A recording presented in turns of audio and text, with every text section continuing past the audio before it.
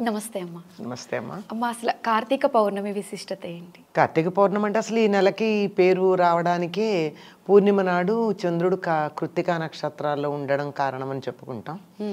కనుక కృత్తికా నక్షత్రం యొక్క ప్రభావం, చంద్రుడి యొక్క ప్రభావం పరిపూర్ణంగా ఉండేటటువంటి రోజు కార్తీక పూర్ణిమ. కార్తీక పూర్ణిమ శరదృతువులో వస్తుంది.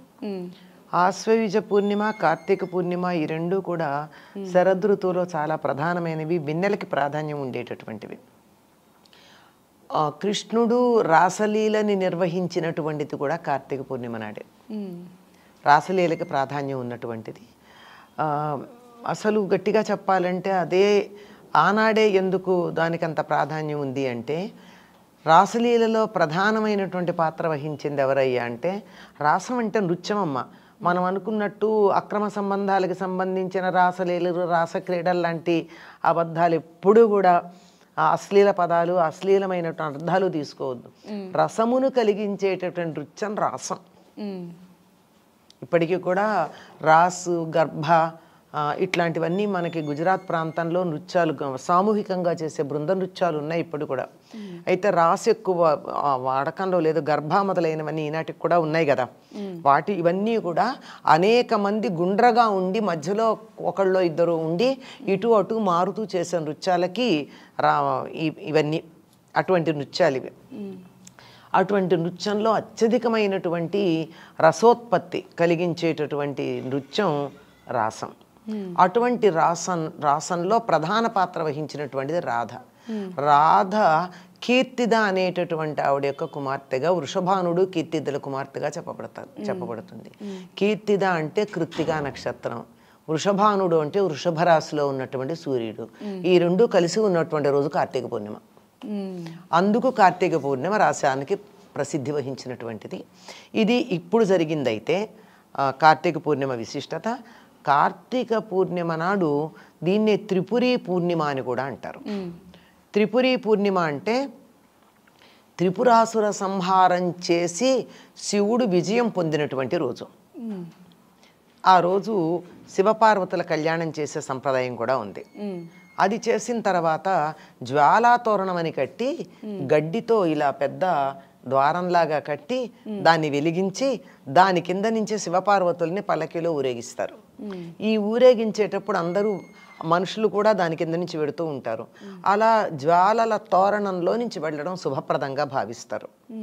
ఇప్పటికీ కూడా కొన్ని ప్రాంతాలలో పల్లెల్లో జ్వాలాతోరణం అయ్యాక ఆ గడ్డి కోసం బాగా గుద్దులాడుకుంటారు.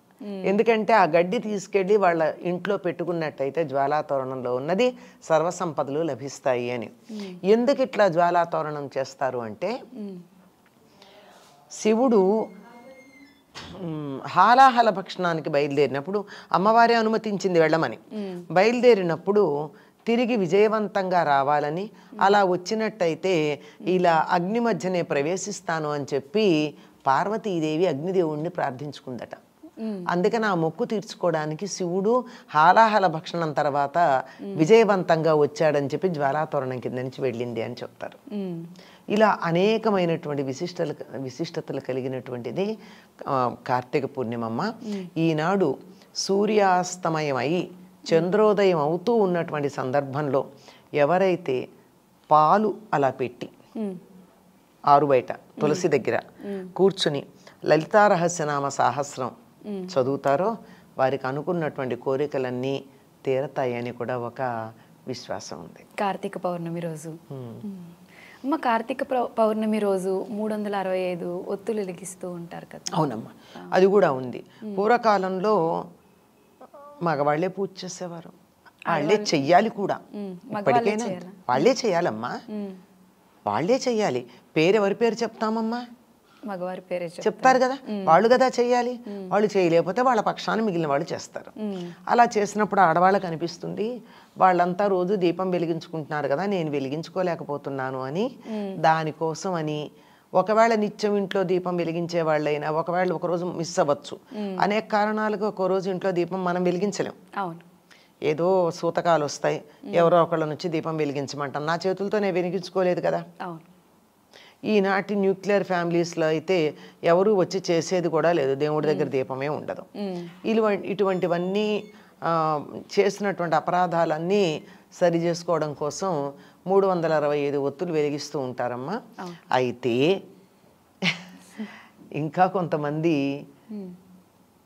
365 ఏమిటండి, పొద్దున ఒకటైనా వెలిగించేది, సాయంత్రం కూడా వెలిగిస్తాం కదా, పైగా 2 ఒత్తులు పెడతాం కదా, ఒకటి పెట్టాం కదా అని చెప్పి 730 వెలిగించే వాళ్ళు కూడా ఉన్నారు. 730 మరి రోజుకి 2 కింద అలా అయితే 3 పూట్ల కూడా చేస్తారేమో, మధ్యాహ్నం కూడా కలిపి 3 పూట్ల చేసే వాళ్ళు కూడా ఉంటారు. మధ్యాహ్నం చేసేది ఉండదుగా, పొద్దున సాయంత్రం అంతే. అంటే పొద్దున వెలిగించిందే మధ్యాహ్నం దాకా నూనె వేసి ఉంచుతాం తప్ప మధ్యలో ఎప్పుడన్నా మనం చూడకపోతే కొండెక్కుతుందేమో కానీ మళ్ళీ వెలిగించటం ఉండదు, పొద్దునదే ఉంటుంది, కొనసాగుతుంది. కనుక ఈ విధంగా 725 ఒత్తులు వెలిగించే వాళ్ళు ఉంటారు. ఇది అయితే తులసి దగ్గర చేస్తూ ఉంటారు అవకాశం లేని వాళ్ళు. అవకాశం ఉన్నవాళ్ళు దేవాలయానికి వెళ్ళి చేస్తారు. ఏదైనా సరేనమ్మా మన ఇంట్లో చేసుకున్న దానికన్నా దేవాలయానికి వెళ్ళి చేసినట్టయితే ఫలితం ఎక్కువగా ఉంటుంది అంటారు. అలాగే పుణ్యక్షేత్రాల్లో కానీ నదీ తీరాల్లో కానీ ఈ 2 అందుబాటులో లేకపోతే మన గ్రామంలోనో మన ఊళ్ళోనో ఉన్న దేవాలయంలో కానీ చేస్తే మన ఇంట్లో చేసుకున్న దానికన్నా ఎక్కువ ఫలితం. కానీ దానికన్నా కూడా అవేమీ కుదరకపోతే ఇంట్లో పెట్టిన దానికన్నా బయట తులసి దగ్గర చేసుకోవడం ఉన్నంతలో నయం. అంటే కార్తీక మాసం మొత్తం కూడా ఒక మంచి సెలబ్రేషన్ లా చేసుకుంటారు చాలా మంది ఇష్టపడి. అవునమ్మా, పొద్దు నుంచి సాయంత్రం వరకు. అంటే పూజ నియమాలు ఇలా పర్టికులర్గా ఇలా పూజ చేయాలి అని ఏమైనా ఉంటుందమ్మా? ఉన్నాయమ్మా, వీళ్ళ ఆ నియమాల్లోనే మీరు అన్నట్టు సెలబ్రేషన్ కూడా ఉంది. అన్ని నియమాలు చాలా ఉన్నాయి, ప్రతిదీ నియమం. స్నానానికి ఒక విధి ఉంది, దీపానికి ఒక విధి ఉంది, ప్రతిదానికి ఒక ప్రత్యేకమైనటువంటి పద్ధతి ఉంది. అన్నీ కలిపి చాలా పెద్ద విశేషాలే ఉన్నాయి. ఒక స్నానం గురించే చాలా చెప్పుకోవాల్సిన కార్తీక స్నానం. అమ్మ, కార్తీక మాసంలో ఎక్కువ దానాలు చేస్తూ ఉంటారు. అంటే కార్తీక మాసంలోనే ప్రత్యేకంగా దానాలు చేయడం గురించి ఏమైనా ఉందా? ఇది ఇంతమంది కార్తీక మాసం ఇంతమంది దేవతామూర్తులకి ప్రీతిపాత్రమైంది గనక అందరి అనుగ్రహం ఒకేసారి పొందొచ్చు అనేటటువంటి ఉద్దేశంతో దానాలు చేస్తారమ్మా. వీటిల్లో ప్రత్యేకంగా ఒక్కొక్క దానానికి ఒక్కొక్క ఫలితం ఉంటుందని కూడా మన కార్తీక పురాణాల్లో చెప్పబడింది. కార్తీక పురాణం అంటే ప్రత్యేకంగా మనకి భాగవతం లాగాను లేకపోతే పద్మపురాణము బ్రహ్మవైవర్త పురాణం లాగా వేరే పురాణం కాదు. స్కాంద పురాణంలో కార్తీక మాసం యొక్క గొప్పతనాన్ని గురించి చెప్పిందంతా ఒకటి కార్తీక పురాణం. పద్మపురాణంలో కార్తీక మాసం గొప్పతనం అంతా చెప్పింది అదొక కార్తీక పురాణం, 2 ఉన్నాయి. చిత్రం ఏమిటంటే స్కాంద పురాణంలో ఈ కార్తీక మాసం యొక్క విశిష్టత చెప్పిందంతా కూడా విష్ణుమూర్తి యొక్క గొప్పతనాన్ని గురించి చెప్పింది ఉంటుంది, విష్ణు పూజ తత్సంబంధం. అదే పద్మపురాణంలో చెప్పిందంతా శివుడి యొక్క ప్రాధాన్యం ఉంటుంది. ఇది ఎవరెవరికి చెప్పారు? కృష్ణుడు సాక్షాత్తు సత్యభామాదేవికి చెప్పాడు. కృష్ణుడు చెప్పినటువంటి కార్తీక మహాత్మ్యం అంతా శివ సంబంధం. స్కాంద పురాణంలో చెప్పిందంతా కూడా విష్ణు సంబంధంగా ఉంటాయి. వీటన్నింటిలోనూ కూడా ఉన్నది ఏమిటంటే ఏది దానం చేస్తే ఎటువంటి ఫలితం ఉంటుంది అన్నిటి గురించి ఉంది విడిగా. స్నానం యొక్క ఫలితం ఏమిటి, ఉపవాసం యొక్క ఫలితం ఏమిటి, అలా చెప్పిన దాంట్లో వాళ్ళు చెప్పేటటువంటివి ఏమిటంటే అన్నదానం చాలా ప్రధానమైంది. అన్నదానాన్ని మించిన దానం లోకంలో లేదు. ఏదైనా సరే ఒక దానం చేస్తే ఇంకొంచెం ఇస్తే బాగుండు అనుకుంటారు, 100 రూపాయలు ఇస్తే 200 ఇవ్వకూడదా అనుకుంటారు. కానీ అన్నం మాత్రం ఎంత పెట్టామన్నా చాలంటారు ఒక క్షణాన.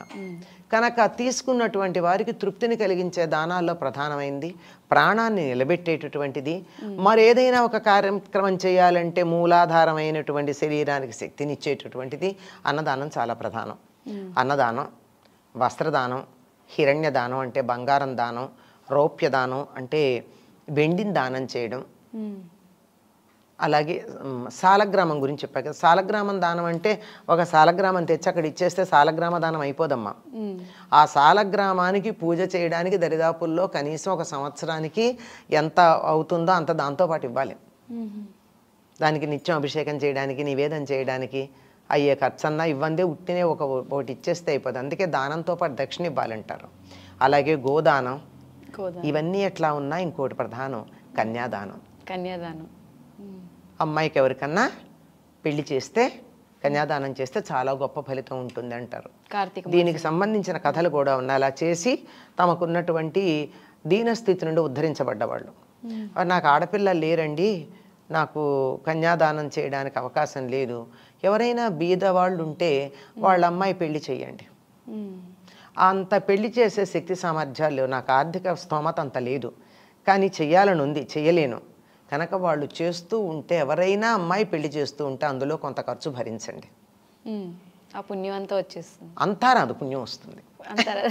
అంతా ఎందుకు వస్తుంది? కొంచెమైనా వస్తుంది, కొంతైనా వస్తుంది, మనకు కావలసినంత వస్తుంది.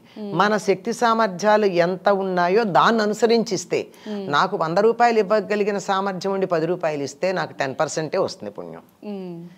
నాకు 10 రూపాయలు ఇవ్వగలిగిన సామర్థ్యం ఉండి 10 రూపాయలు ఇస్తే ఫుల్ వస్తుంది. నా సామర్థ్యాన్ని అనుసరించి నా దగ్గర ఉన్న దాంట్లో నేను ఎంత ఇవ్వడానికి వీలుందో అంత ఇవ్వాలి. అంతేగాని అక్కడ కక్కుర్తి పడితే వచ్చే పుణ్యం కూడా కక్కుర్తిగానే వస్తుంది, ఫలితం కూడా ఇచ్చేదాన్ని బట్టే వచ్చేది ఉంటుంది. ఇచ్చేదానికి ఉన్నటువంటి మానసిక స్థితి కూడా ముఖ్యం. ఎందుకు ఇవ్వాల్సి వచ్చింది అని అనుకోకూడదు. అలాగే దీపదానం. దీపదానం అంటే ప్రతిరోజు వరిపిండితో ఒక దీపం చేసి, బియ్యపిండి, ఆవు నెయ్యి వేసి దీపం వెలిగించి ఒక బ్రాహ్మణుడికి ఆ దీపాన్ని రోజు దానం ఇవ్వాలి. దీపాన్ని అలా ఇచ్చాక నెల అయిపోయిన తర్వాత అదే బ్రాహ్మణుడికి వెండి ప్రమిదలో బంగారపు ఒత్తి వేసి, ఆవు నెయ్యి వేసి దీపం వెలిగించి దక్షిణతో వీలైతే వస్త్రాలతో దానం చేస్తే అది దీపదాన వ్రతం అవుతుంది. ఇట్లా అనేకమైనటువంటి ఉన్నాయి. ఏదైనా సరే వీటన్నింటిలో ప్రధానంగా మనకు కనిపించేది ఏమిటంటే, నాకు ఉన్నది ఇతరులతో పంచుకోవడం.